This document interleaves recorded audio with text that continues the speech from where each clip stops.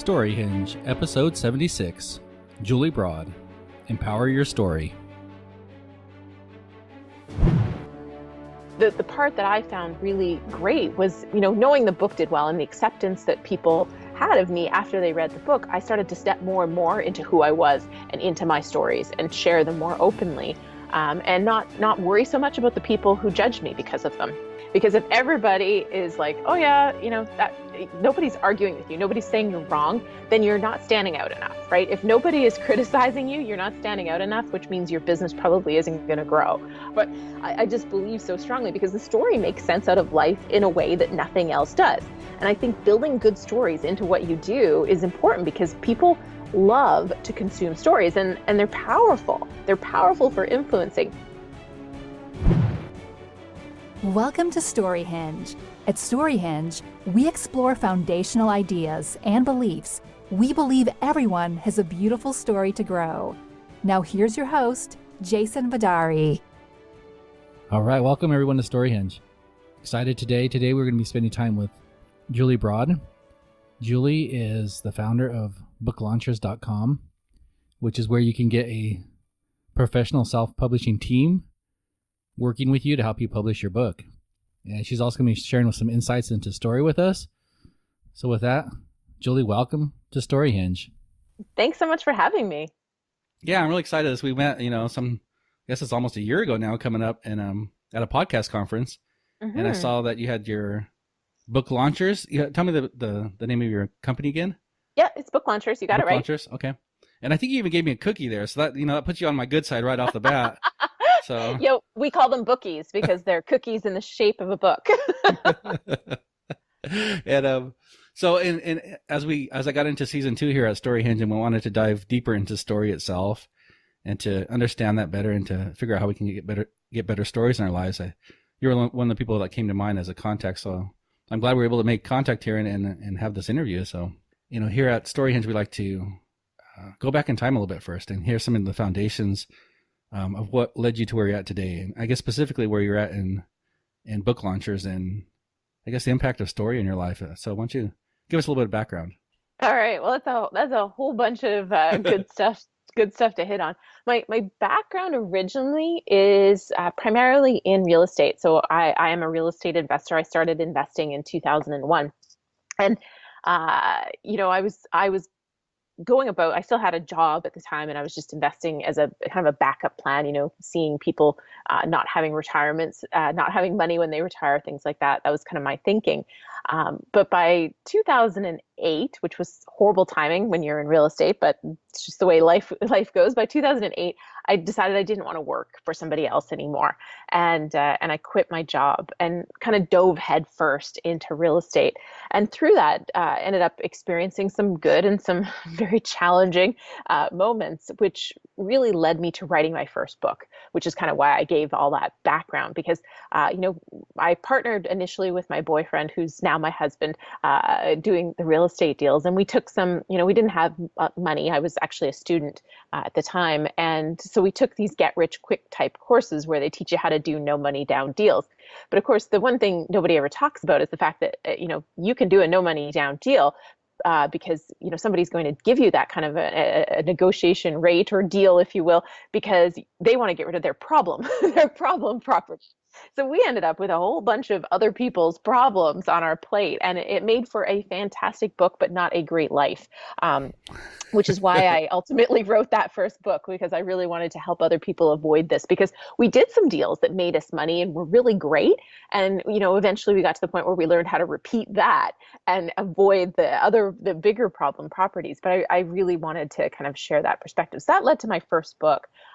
It's a bit of a long story, but really short. A traditional publisher, I thought I was about to get a traditional publishing deal to do that, to not do that book, because that book, they actually said, there's too many other generic real estate books on the market. That one won't sell. But they worked with me on a different book proposal. So I thought I was getting a book deal, but they actually sent me an email saying, the marketing department doesn't think you have a strong enough platform to sell books. So in the end, they weren't even rejecting a book idea. They were rejecting me. Wow. So I ended up after crying for a while and, nursing my very badly bruised ego, I ended up self-publishing. And this book that, I wrote the book that they said, oh no, that one won't sell. There's too many other ones like it on the market. But I just felt like people needed to hear all the stories, right? That like what we're talking about is the stories. I felt like people needed to hear not just how to make money in real estate, but the stories of what can go wrong and some of the things that go right. And what are the real stories behind that? And a couple of them, we had a property manager who punched a tenant, and that tenant fell, hit his head, and later died in hospital. Our property manager ended up on house arrest for manslaughter. And so that's just one of the many stories. And I just felt like people needed to know this. Like, this was an intensely stressful time for us to have this going on in our lives.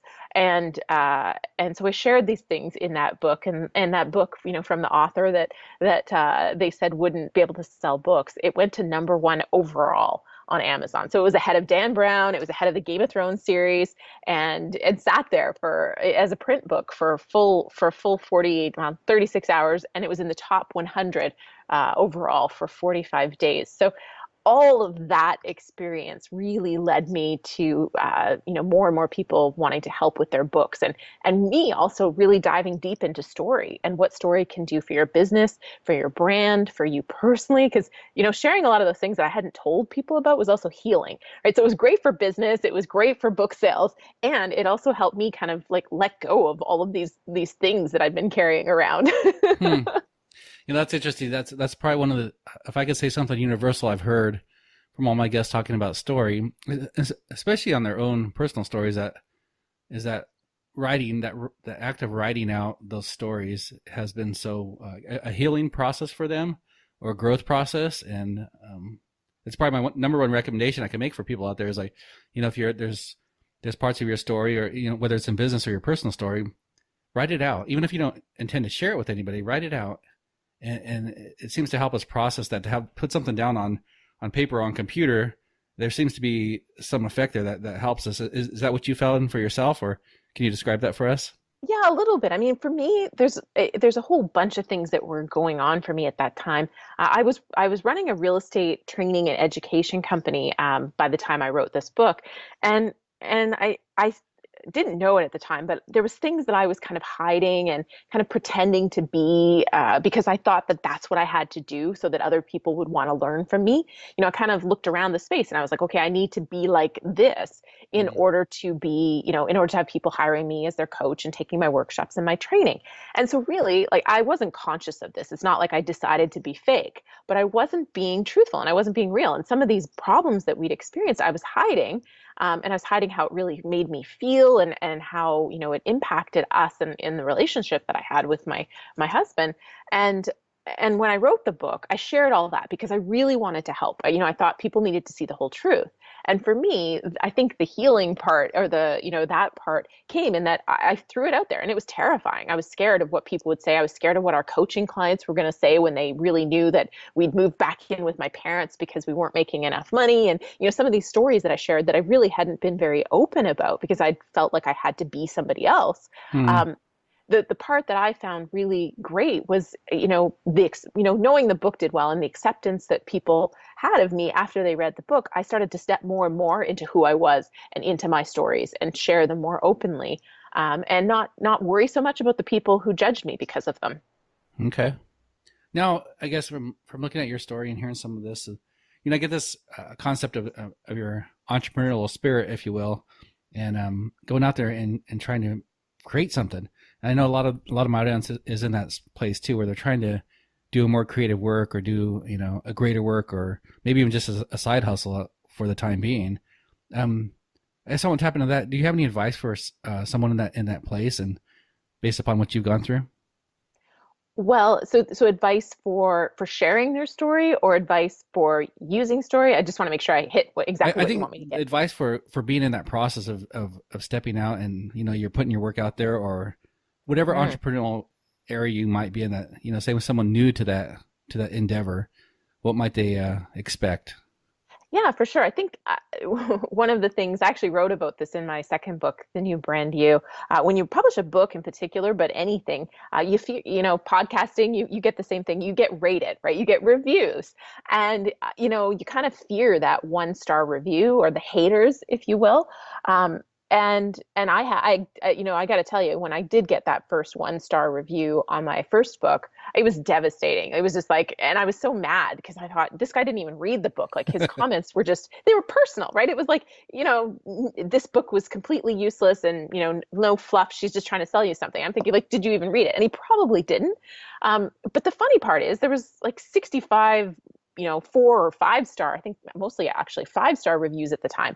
But here's me like hung up on that 1-star review who didn't even read it, right? He's probably grumpy that day and was like, real estate sucks. I just lost my house, right? And gives me a 1-star review.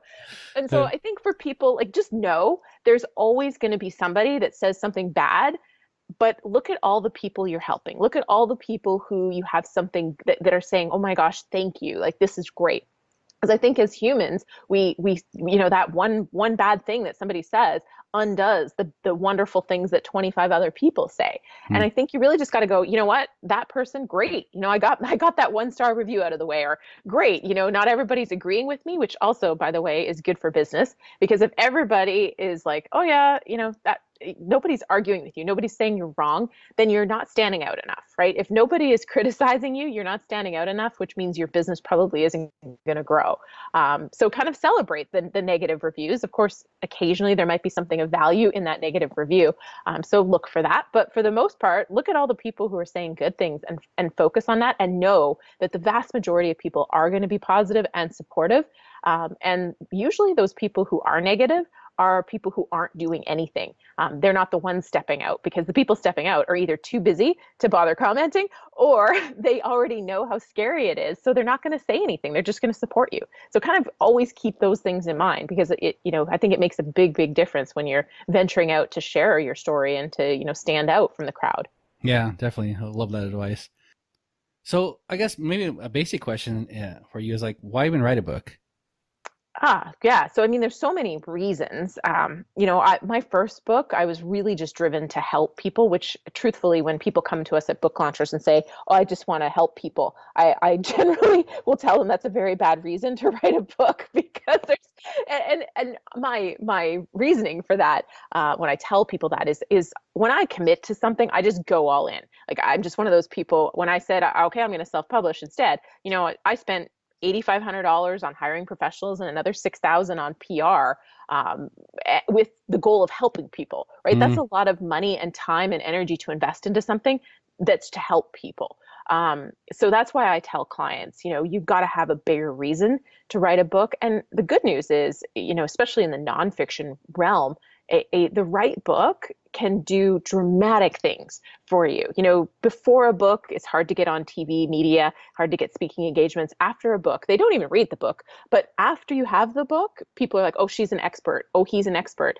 We'll have them on our show. Well, it just opens so many doors. And it positions you in a way that nothing else does. 36% of the population has a post-secondary degree, but less than 1% has written a book. So if you want to stand out, a book is the best way to do it, but you want to have a clear goal. So you want to know, I'm doing this to get clients. I'm doing this to be known as the expert in XYZ, to get on media. I want to sell a course at the end of this. You want to have a clear goal, because it is a ride.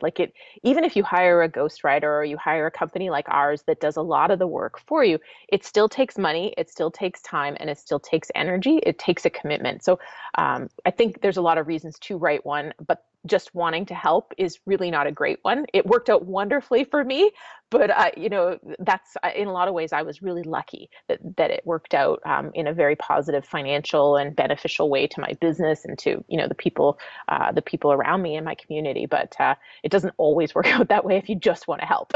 No, that's a good point, because I think that's probably a common thought on a lot of people. I just want to help help people out there with my experience. I'll write a book, and so I think that's good advice to say. Well, you might want to have a bigger purpose behind there. Something at the end. Yeah, unless you're really like driven to share your story and you're really committed to it, you're probably going to quit. Like if you start saying, "I just want to help," because it is hard work and it's a time commitment of probably 6 to 18 months, depending on how you do it. That's a long time to stay committed to something just to help people when there's other ways you could be helping them. Okay. And I guess what do you have to say about self-publishing versus a traditional publishing, and I guess what your company does and what are those differences? Yeah. So, I mean, frankly, in the nonfiction space, unless you just want to be a professional writer, I struggle to give you a good reason to go with a traditional publisher. And I'm so grateful I was turned down because looking back, there's kind of, there's so many reasons, but there's three big ones. One is money. I mean, I made way more money, way, way, way more money than I ever would have made working with a traditional publisher. It's about 6 times as much money per book sold. Plus, I was able to reuse the book in other ways and do other things with the book, which you can be very limited in what you can and cannot do with a book when you go through a traditional publisher, because everything you do, they own that content. And so you have to get their approval for anything that involves that content. And if you want to do an audiobook, they might own the rights, or they might limit what you can and can't do with the audiobook, or they may own the rights but not want to put the money into it. So excuse me, it can be very problematic working with a traditional publisher on that route. But they also have creative, like they have the final say. So a lot of my friends that have gone the traditional publishing route, they're very frustrated because they didn't like the topic, they didn't like the spin the publisher put on it. They hated the cover of the book. They weren't proud of it. They didn't think it was a good representation of them. And the biggest reason, which I've already touched on, but I want to tell a story to illustrate it, is that you don't own it. The publisher owns it, and a lot of people think the publisher is going to do the market. This is going to be the easy way, but the publisher is only going to work with you if they think you're going to sell a lot of books, and the key word is you're going to sell them. 99% of the marketing falls on you. They might get your book in the bookstore, but you're expected to get it off the shelf. And that people think that the traditional publisher is going to market your book. They're not. You have to do all that work. So you're giving them all the profits. Well, not all the profits, but 80+% of the profits of the book. You're giving them all your expertise. And what do you get in exchange? Bookstore distribution, really. And my friend, who was a real estate investor, he wrote a book through one of the major publishing houses, and a few years later left the real estate space. And the publisher said, "Well, you're not promoting the book anymore, so we're going to take your book and put somebody else's name on it so that we can sell it." And this person, they took his book word for word, put a new introduction on it, and now sell it under a different title and a different author. But it is 100% his book. He was disappointed, but his big frustration was there was 2 co-authors on that book that still are very active in the real estate space, and they gave them 0 credit. They gave him no credit either, but so all 3 of them got no credit on this new book, and they're 100% within their rights to do this because they own that content. Yeah, that sounds like a dying industry in my view. It really is for a lot of people. Now there are people who benefit. Like I said, a professional writer who is writing, say, about Donald Trump or a biography, or they're kind of writing some of these other not pieces that are how-to self-help type pieces.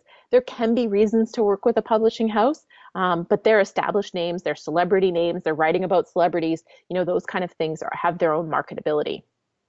Okay. And how about the self-publishing side and what you went through, and I guess what Book Launchers does? Yeah, so self-publishing is a pain, and that's really why I ended up starting Book Launchers, because with the success of my first book, and then even to a smaller degree my second book, people were always asking me for help, and it's not simple to explain, and things change all the time. Forget about the writing piece, right? Like just, how to hire a copy editor, and what is a copy editor versus a content editor versus a proofreader. All these things, I was spending all this time explaining to people and shooting YouTube videos to help people when that wasn't my business. And I just kept thinking, it would be so much easier if I just had the entire team of fantastic professionals and I could just say, hey, just hire me. I've got all the people. All you have to worry about is giving us your expertise and we'll do the rest. And then at the end we'll mark it together. I'll walk you through what you need to do, and we'll do some of the stuff that is, repetitive or that you don't need to put your time into, that doesn't require your relationships, and really try to simplify the process as much as possible, because it's a pain. And if you're writing a nonfiction book, chances are you have a business or a career that you're already full-time engaged in. So how do you find time to add a book to the mix? And so that's really why I started Book Launchers. I wanted to simplify it and make it still work, and it's still a commitment, but make it as easy as possible, so that you've got somebody project managing it and handling the entire process for you, from start to finish. Okay. So I guess maybe let's walk through a little example. Say I want to write a book here in the second half of 2018, and I got some ideas, maybe not quite sure what it is.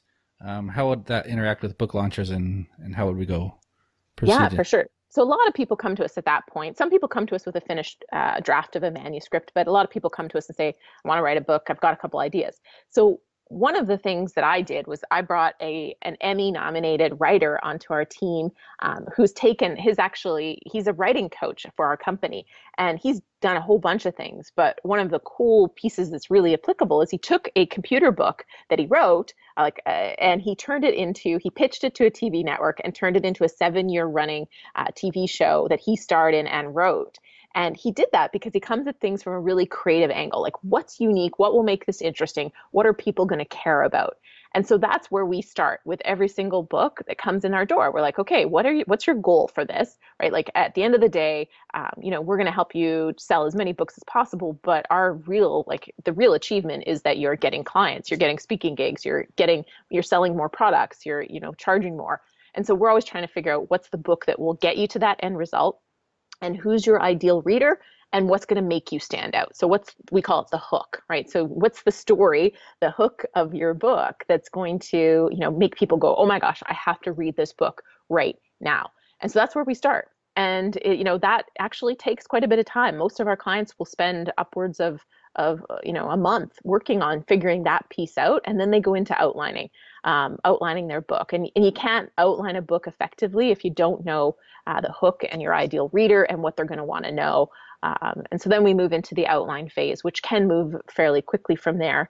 And then once you've got an outline, you can either write it or turn it over to a ghostwriter, or you can speak it and get it transcribed, whatever works for you from there. So that's kind of the big first step. And it's, I think it's way more important than a lot of people give it merit for. And it is more time consuming and thought intensive than I think a lot of people expect.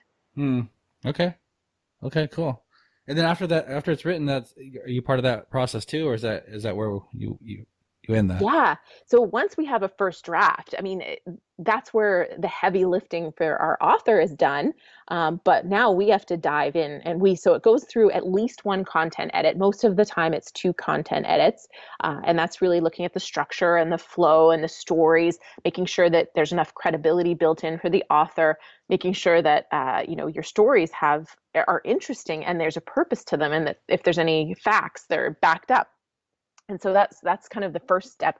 Then it goes to a copy edit, and the copy edit now is looking at grammar and 1,000 commas. It always seems like everybody has to add 1,000 commas, and really kind of polishing that manuscript. And then we do a proofread to make sure there's no last little typos in there, last missing apostrophes, things like that. And then from there, we have an interior architect. She designs the interior of your book so that it has a very professional feel and a unique feel, because we want your book to, it's an experience, right? We want people to have a positive experience reading your book, no matter what format they read it in. And that requires somebody to actually design the interior of the book. And of course, cover, which the author's still involved in all of these things, because it's their book, their brand. It's, that's the cool thing about being an indie publisher, is you get to have the final say, you get to dictate things. So the cover, I always like to say the cover is 60% what's going to sell really well as the thumbnail, and 40% what you're going to love and be proud of as an author. And so that's really what we work towards, is creating, that thumbnail that the author is proud of, to say that's my book, and that's going to stand out in that little thumbnail size that's going to be, on the Barnes & Noble or Amazon websites.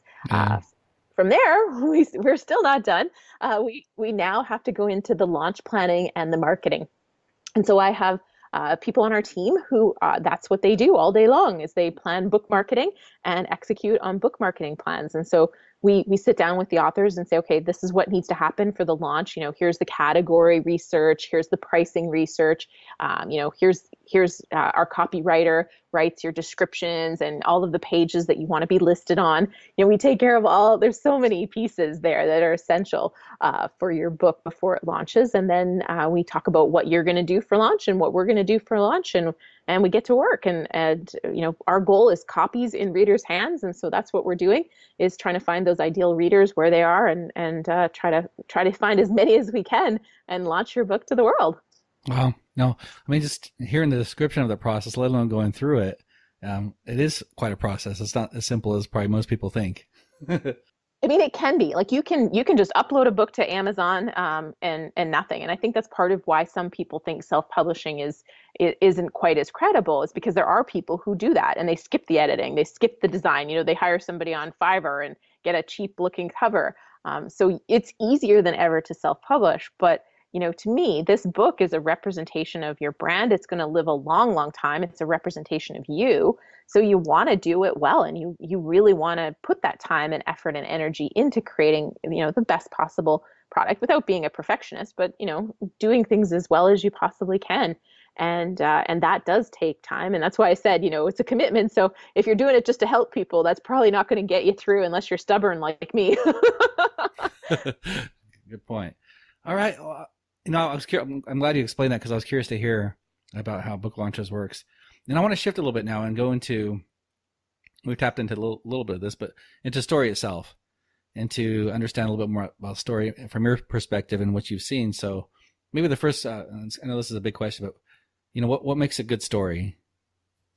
Oh, yeah. I mean, a story, I really dove into story quite a few years ago. I actually even took Robert McKee, who's known in Hollywood. I live in Los Angeles now. Do you know who he is? I do know him. Yeah, okay. So he had a 5-day course on story. And so I actually, at the time I lived in Canada, I flew down to Los Angeles and I took this 5-day course. Even though I was in real estate, people are like, what are you doing a screenwriting course on story writing? But I just believe so strongly, because the story makes sense out of life in a way that nothing else does. And I think building good stories into what you do is important, because people love to consume stories, and they're powerful. They're powerful for influencing. So if you give your audience a story, you increase the chance that you're going to have an impact on the story they tell about you, right? Because a lot of people always worry about what somebody's going to say. And it's, I think you really do want to think about the story somebody is telling about you when you're not there. So how are they referring people to you? And if you're giving them the story to tell, then they will do that. And I think there's a lot of places we could go with this, but I've always liked the idea of kind of having a few key stories in your back pocket that you share. And so you want to kind of develop stories that, people that you can use to get people excited or interested in what you do. And then the origin story, like, why do you do what you do? That's always an important one. And then if you're in business, I think having a story or two that will handle or block the most common objections, that kind of a story is really powerful. And that's a typical story that you might hear is, someone felt this before, I think it's feel, felt, found, something like that. This person felt the same way that you feel right now, and they tried this and they found this, and so now they feel, that kind of a format. It can be as simple as that, but just knowing your common objections and building a few stories around it. And of course, just, an influence story to have people take action to, leave the world a better place, live a little bit of a better life. Those are some stories to kind of think of and to have in your life and in your business, because it'll just be such a powerful influence tool for you to have. Okay. Any advice on how do you just write those out or think through them, or I guess the actual mechanics of actually working and having those in your back pocket? Yeah, I mean, it's definitely always thinking about intent, because I think, and so when you sit down to kind of even bullet point them out, I don't think you're going to script them out necessarily, because you're going to tell them in different ways, different times, whether it's written or, at a party or, in an actual sales scenario or however it is, at a job interview. but I think the important thing is to always kind of think of two things. One is the intent. Tell a story with a clear intent. Are you trying to build credibility or create curiosity? Because a lot of us, and I'm certainly guilty of this too, we tell stories that make us feel good, but we forget about the person listening or reading the story. So you really want to think about what's important for them to know, what's important for them to get out of this story. And I think, however you decide to kind of build your story database, if you will, whether you're bullet pointing it or you just open up voice note and you kind of talk through some of the stories and how you might tell them, know that every time you tell them, you make sure you have an intent, a purpose, and that you're always thinking about that person listening or reading, and have, you're telling something that's useful to them. It's not just making you feel good to tell it. Okay. How about for someone saying, you know what, the whole storytelling thing just doesn't work for me. I have a friend, I have a cousin that tells a good story, but that's not me. What do you say to someone like that? Well, I mean, our brain works in stories. So I don't actually believe that anybody is, you might have to learn how to tell a better story. You might have to kind of put your emotion behind it. But I mean, just think about our brains, right? There's always an exception to this rule, but most of us, if we're thinking about what we're going to eat for dinner, for example, you don't think, okay, I'm going to have a salad with feta cheese, no dressing. It's going to have apples, kale on it. Okay, that's going to be approximately 420 calories, 3 grams of protein, 7 grams of carbs. My allocation is 2,000 calories. So, after 1,220 calories consumed, I've got, 300 calories left. That's enough for that piece of cake in the fridge. You don't think like that. You think, oh, my doctor, I went to the doctor yesterday. The doctor said I shouldn't eat so much red meat. I better eat that kale salad in the fridge. Salad's so much work to chew though. But I do have, it's like your brain just kind of thinks that way, right? Like it's a ridiculous example to make a point. So you may just think you're a bad storyteller. You just haven't practiced. And that's why it's important to have an intent and have a few key stories and just kind of think about, what's the person listening going to want to hear? What's going to be interesting to them? What's going to be funny to them? And, tell that story and tell it with enthusiasm and with paying attention to body language, because I think the two flaws that people, some people tell stories that other people just do not care about. Like it's something they can't relate to. They don't care. Or they tell a story and they go on and on and on and the listener's bored and you miss the cues. So, there's a whole other element of paying attention to your listener here that we could dive into, but That's good. There's a couple parts of it. You gave me a section of your book. I guess your recent book, the new brand you, and there's a couple parts I want to pull out. Let me pull them up. I guess one section talked about, and it says that the story you tell is not the narrative. Can you explain that and why, and I guess what the difference between maybe narrative and story might be? Yeah, so I think a lot of people, a narrative story is, I woke up this morning, I had a protein bar before I went to CrossFit, and then I did CrossFit. We did this ridiculous workout that was 10 rounds of all this hideous stuff. And then I went back home, showered, and got ready for work, went to the office, right? Like that's a narrative. And that's how a lot of us, quote unquote, tell stories. But that's not a story. A story is a single point in time. And it can have a couple points, that's a more complex story. But if you ever want to kind of really get familiar with what a good story is, watch movies. But you don't have to watch the whole movie. Just watch how they start. The movies almost always open in the middle of the action, right? So, even when I told the story of my book, I kind of gave you guys a little bit of background, but I was like, okay, I got rejected, right? Like I dived right into I thought I was getting a book deal, but it wasn't a book deal. It was the book publisher saying, you're not good enough, right? Like kind of just try to dive into the middle of the action and leave the preamble. You can fill in some of the gaps as you go. But the narrative is it's like, that's the step-by-step, like that's what you did. The story is the emotion. The story is that point of action where you face an obstacle, something bad has happened. The story gets its energy from the negative. I think I actually learned that from Robert McKee, or he kind of put it, the story gets the energy from the negative, I think was what he said in the course. And if you're not diving right into that energy piece, it's hard to get people's attention and really have them pay attention. So you have to shift the emotion throughout a story too, which narratives don't do. Okay. No, I like that. You remind me of, I go to a storytelling guild, and one of the guys there, one of his feedbacks, and I wrote it down. He said, yes, sometimes there's just these things that happen. They're not necessarily stories yet. It's the same illustration that you're talking about. There's these narratives that just sequence of events is not necessarily a story. So I love that. Let's see here. There's another one I wanted to tap into.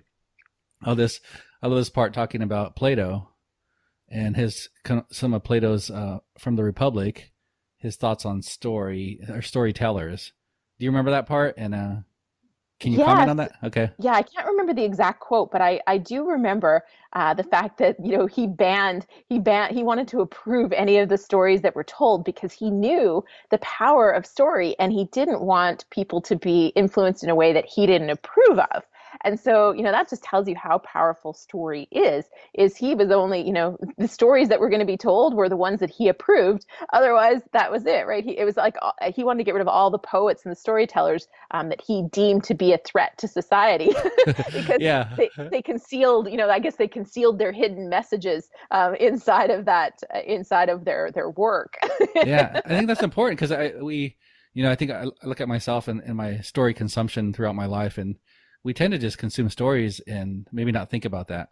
And here's this quote. I think I found it right here. It says, he concludes, "Then it seems that our first business is to supervise the production of stories and choose only those we think suitable and reject the rest." And no, I'm not advocating for us to start, shutting down storytellers and out there, but maybe it's just a little thought for ourselves out there to think, how am I consuming stories? What stories am I consuming? Because they are influential. So I just, I saw that in your book. And I really like that point. Yeah. And I think, it's something I've become very aware of, and I don't watch the news at all, like full stop. The news is never allowed on in my house. And a big reason for that is because it's primarily negative stories. And, it makes you subconsciously, if not even consciously, think that everything is bad in the world. Like, moving to Los Angeles, if I was to listen to all my friends who do watch the news, all there is traffic and crime in Los Angeles. And things like that. It would just be all these negative, but there's so many wonderful things. I actually love living here. And it's been an incredible experience. And if I had allowed these negative stories to influence me, I wouldn't have been brave enough, if you will, to pack up, a 4-week-old baby and my husband and move all the way from Canada to Los Angeles. So I think that it is important, and story is powerful. And I think you do want to be aware of how the stories that you hear and the stories you tell yourself, because those are really, really powerful, how they're impacting your life. Yeah, definitely.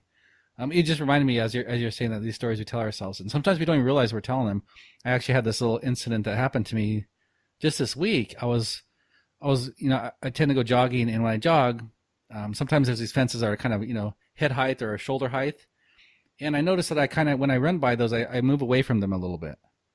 And interesting. And after I stopped, I said, what, I asked myself, why did I do that? And I remember a story from my youth when I was a kid that my uncle was walking by a fence like that, and a dog jumped up over the fence and bit his shoulder.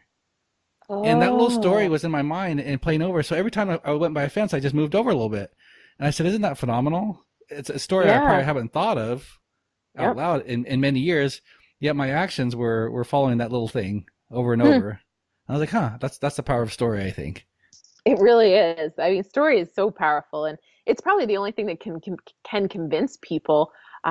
When people hold an opinion that's against you, you can present all the facts in the world. It's kind of like your own mindset, like these stories you're telling yourself.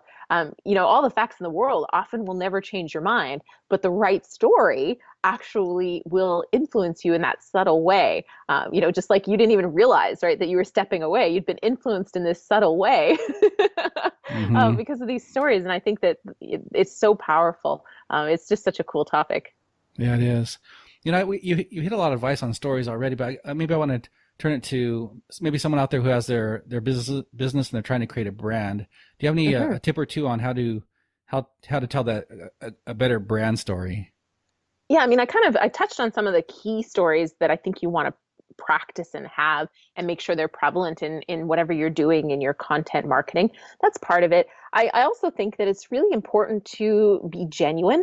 Genuine. What I mean by that is to tell the stories that are true to you. And I think that a lot of stories fall flat because you don't put the emotion in it. You don't put your real self. And that's kind of the lesson I tried to share with my book story, was that had I published the book the publisher wanted, I would have still been pretending to be that thing, that person that I thought I needed to be respected. Whereas when I actually stepped into my real stories and the truth behind what I'd experienced, people resonated with that.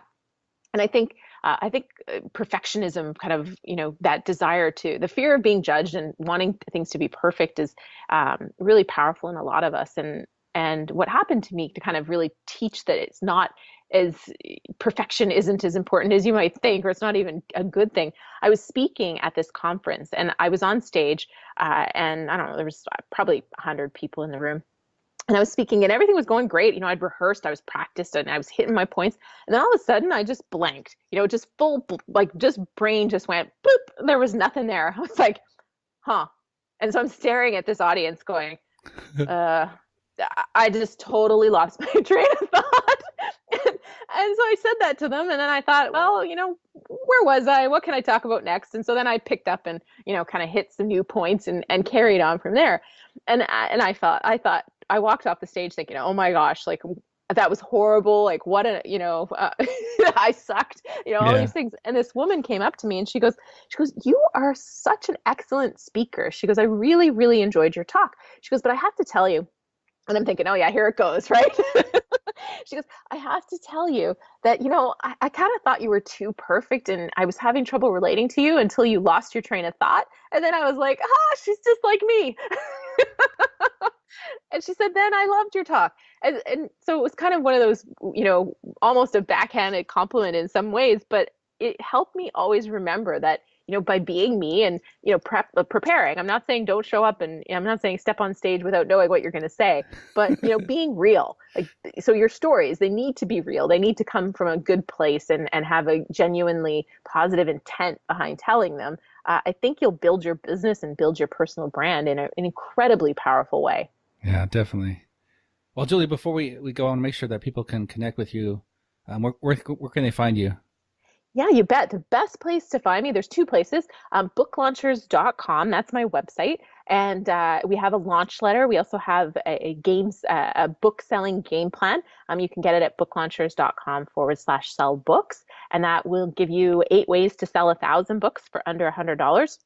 So that's a great place to connect and find me, and you can always hit reply to any of those launch letters that come in, and it all actually goes direct to me. The other place that is where I hang out is my YouTube channel, kind of a passion project where I share tips for writing and publishing and telling stories, booklaunchers.tv. And if you ever comment on there, it's me that responds. I love my YouTube subscribers and commenters. So if you want to connect with me, that's probably the best way to get in front of me on a regular basis. All right, definitely. We'll make those. I'll put those links in the show notes and then on the website. So I guess maybe one last question here before we part, and maybe it's giving you a chance to give the last word for someone out there contemplating, I guess, their position, and maybe they're thinking about the book thing. They have their own business going. I guess, what would you say to someone out there that's kind of in that middle area? Well, I think it's my own personal philosophy, and that's the missing piece is always action. So if you're sitting there trying to figure out, get clear, I think nothing's ever really clear. So figure out, kind of have that vision of what you want to do. So let's use a book, for example, because that's my wheelhouse. You want to write a book? What's the next step you can take? Don't worry about all the other pieces. Don't worry about, who you're going to sell it to or even how you're going to write it right now. What's the next step you can take? And if you take that approach with everything in your life and your business, don't worry about how you're going to run that marathon. What's your next step? Maybe you have to go buy running shoes. And after you've bought running shoes, what's your next step after that? I think if you always focus on the missing piece being action, which is my own quote is the missing piece is always action, and just take that next step and then the next step and the next step, whatever it is that you want to build or create or become, it won't be too long before you're looking back and going, wow, I did it. Yeah, that's good.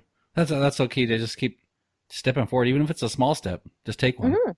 Yeah, exactly. A little step. Like if you do a little thing every single day towards your goal, a couple years from now, you're going to look back and go, wow, I can't believe how far I came.